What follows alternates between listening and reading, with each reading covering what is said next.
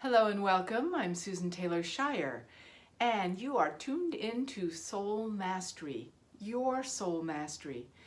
This is our time together to honor what's coming through energetically from the largest of our consciousness and connection and love and support, honoring you on your path and what that might look like right now. So right now, what I'm sensing from a number of clients and people I'm speaking with, etc., that it's a huge time of reboot and recharge. Now, this happens often, but right now, how it's showing up is more about old things really falling away dramatically. How do we navigate that? I've had a number of clients in the last couple of weeks who've spoken to me, and this is sort of like a Q&A, spoken to me about big chunks of their life leaving. Whether that relates to a group of friends, an old spiritual teacher that they've had that no longer is with them, or some way that they've moved physically and everything seems to be a whole new world. So many ways that what we're seeing right now is a complete reboot and recharge. Now, this is fantastic because we all love birth. I've had a number of births in my field, not just Royal Archie in the United Kingdom, but in my family, but other people who are having new babies come along. So big birth time in physical as well.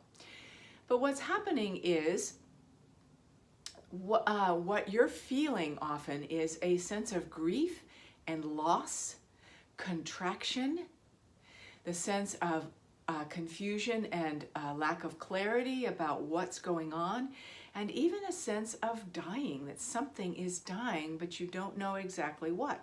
And then you put your attention on outer things that are dying, and that's not always it. It's an inner transformation that's going. But the good news is that the reset, the reboot that's happening is much faster these days. The transformation is incredible, and the birth is remarkable. So hold on to that when you're feeling that sense of anxiety of what's next in my life, and you're feeling a sense of grief for what is being lost in your life. Hold on to that feeling that, wow, this is going to happen more quickly than ever. So it's okay if the grief comes in, the sense of loss comes in, because it's opening or creating an opening for a brand new way of existing for you, like you have never seen before. And isn't that what we want? So I've mentioned it before, but it seems to be pertinent again. Look at your birth process, your physical birth process, or maybe the birth of a child of yours. Look at that process and notice, for instance, what was it like for you? Were you a C-section? Was it easy? Did you just slide in like coming down a water slide? Obviously you were told the story if it was your birth. But think of times in your life when you've had major changes happen. Moving, divorce, marriage, child, you name it, new job, old job, dissolving. What was that like for you? What kind of feeling do you have around that? So for instance, when I was doing this exercise for myself, I realized that, wow, new beginnings mean upheaval for me, and it's not going to be easy. And I thought, whoa, I don't want to carry that anymore. So as I have, and I feel these things personally as well, felt a certain kind of dying, a certain death go on internally of an old way of being. And this has been a gradual thing of realizing, wow, a whole new world is opening up. There's been a fear of upheaval, that it's going to be cataclysmic upheaval, horrible things are going to happen. And that's what I had to work with in myself and shift, so that I know that this time it's different. This time it's supported by an incredible grandness of love and connection within me that I know like I've never known before, and that is going to be my anchor and my North Star for moving through these changes in a way that I've never had before, and this time I'm proclaiming in a very deep way. This is how I want to approach what is in this transformation process. Let me give you another quick example. In the United States, there's a lot going on as it relates to this whole matter of abortion. And of course, the biggest key in this is the lack of freedom that is being asked for women and their bodies. To say, no, you're not free to decide what you get to do with your body. We, other people outside of you, are the ones that are going to decide. So this can feel very constricting. This can feel like, oh my gosh, there is just like this constriction on the body of women, on a female body, on right to decide, right to choose, all of that. It can feel like something is trying to squeeze into constriction. Keep your eye on what it is you want to experience as it relates to freedom within your body.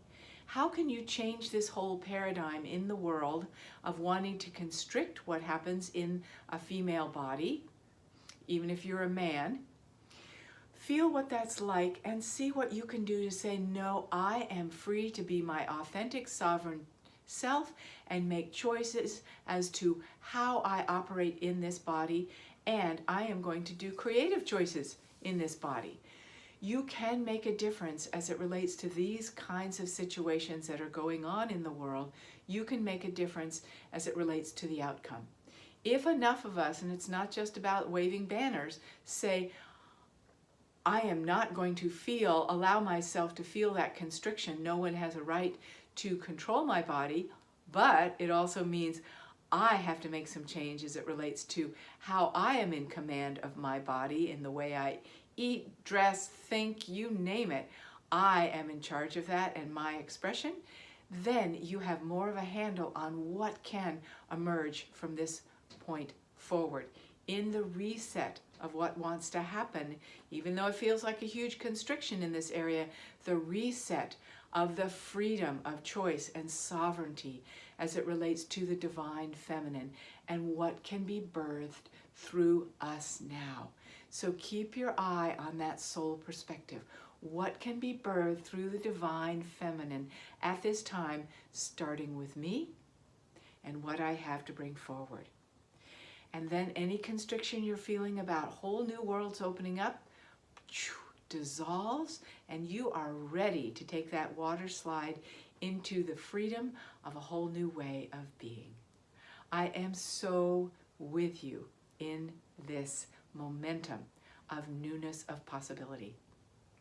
And before you go, real quickly, I just want to mention the new immersion that I'm starting this coming Saturday to harness your spiritual power. We're going to master your intuitive connection. So check out soulmastery.net and see all the details about that, a 15-day immersion to give you the capacity to really hear your soul's voice and know that you're guided by love and that voice in every situation, whether it relates to your life personally or to the larger collective. This is a way you can have a true North Star anchor within you of clarity and confidence that what you are bringing forward is true and real and guided by love. Blessings to you in this day, in your reset, your reboot, and a whole new way of being for you. I am with you.